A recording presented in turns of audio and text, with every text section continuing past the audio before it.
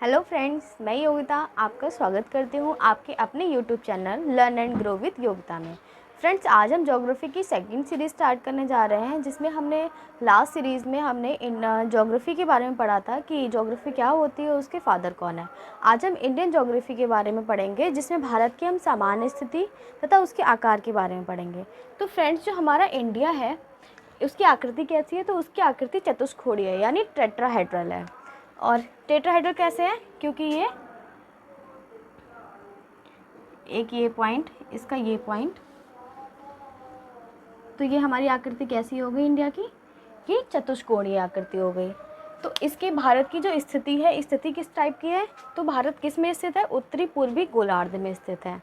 उत्तरी पूर्वी गोलार्ध मतलब ये हमारा जो ग्लोब होता है, इसमें जो हमारी हॉरिजॉन्टल लाइन होती है, ये क्या होती है, ये अक्षांश रेखाएं होती हैं। यानी अगर हम गोलार्ध की बात करें तो उत्तरी गोलार्ध में स्थित है।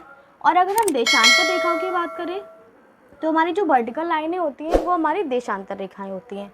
तो देशांतर रेखा की बात करें तो भारत किस में है, पूर्वी देशांतर में स्थित है। तो भारत की स्थिति क्या हुई, उत्तरी पूर्वी गोलार्ध में स्थित है। भारत का हमारा क्षेत्रफल कितना है, तो भारत का क्षेत्रफल है 32,87,263 वर्ग किलोमीटर। भारत क्षेत्रफल की दृष्टि से विश्व में भारत का कौन सा स्थान है, तो विश्व में भारत का 7वां स्थान है। तो इसको हम एक ट्रिक के माध्यम से पढ़ेंगे कि रश्मि कौल ने CA BA किया। रश्मि R फॉर रूस, C for Canada and second C for China, A for America, B for Brazil, A for Australia. और भारत का कौन सा है, 7वां स्थान है। यानी क्षेत्रफल की दृष्टि से विश्व में भारत का 7वां स्थान है। भारत की मानक समय रेखा क्या है, तो भारत की 82.5 डिग्री पूर्वी देशांतर, 82.5 डिग्री जो पूर्वी देशांतर है वो भारत की मानक समय रेखा है। भारत की मानक समय रेखा है जो वो 5 राज्यों से होकर गुजरती है, जिसमें उत्तर प्रदेश, मध्य प्रदेश, छत्तीसगढ़, उड़ीसा और आंध्र प्रदेश आते हैं।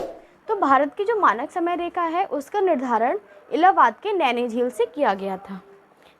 इलाहाबाद यानी प्रयागराज के नैनी से किया गया था। जो कर्क रेखा है, जिसे लाइन ऑफ कैंसर बोलते हैं, ये भारत को 2 पार्टों में डिवाइड करती है। ये कौन सी होती है, तो 23.5 डिग्री जो उत्तरी अक्षांश होता है उसको हम कर्क रेखा बोलते हैं।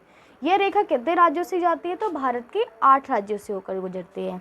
कौन कौन से राज्य हैं, इसमें गुजरात, राजस्थान, मध्य प्रदेश, छत्तीसगढ़, झारखंड, पश्चिम बंगाल, त्रिपुरा और मिजोरम आते हैं। भारत की जो स्थलीय सीमा की लंबाई है वो कितनी है, भारत की स्थलीय सीमा की लंबाई है 15,200 किलोमीटर। भारत के मुख्य तटीय भूमि सीमा की लंबाई कितनी है, तो वो है 6100 किलोमीटर। और द्वीप समेत जो कुल तटीय सीमा की लंबाई है वो है 7,516 किलोमीटर। इसमें द्वीप कौन कौन से आ जाएंगे, इसमें तटीय रेखा ये आ जाएगी और जो लक्षद्वीप है वो भी आ जाएंगे। तो कितनी टोटल लंबाई है, 7,516 किलोमीटर। अब जो हमारे भारत की जो स्थिति है उत्तरी पूर्वी गोलार्ध में स्थित है, तो इसमें कौन कौन सी अक्षांश और कौन कौन सी देशांतर हैं इनके बारे में पता करेंगे। तो भारत की जो स्थिति है वो उत्तरी गोलार्ध में 8 डिग्री 4 मिनट से 37 डिग्री 6 मिनट उत्तरी अक्षांश पे है।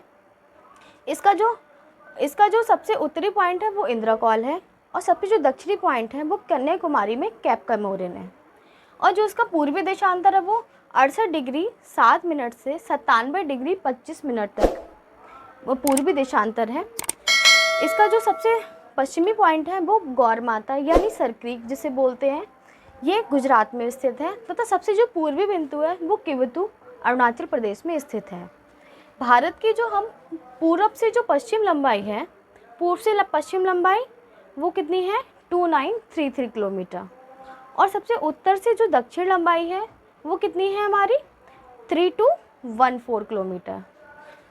और दोस्तों, अगर हम भारत की कुल द्वीप समेत अगर कुल अक्षांश की बात करें तो भारत को जो सबसे आखिरी पॉइंट है यानी सबसे दक्षिणतम बिंदु है वो है इंदिरा पॉइंट, जो 6 डिग्री 4 मिनट पर स्थित है।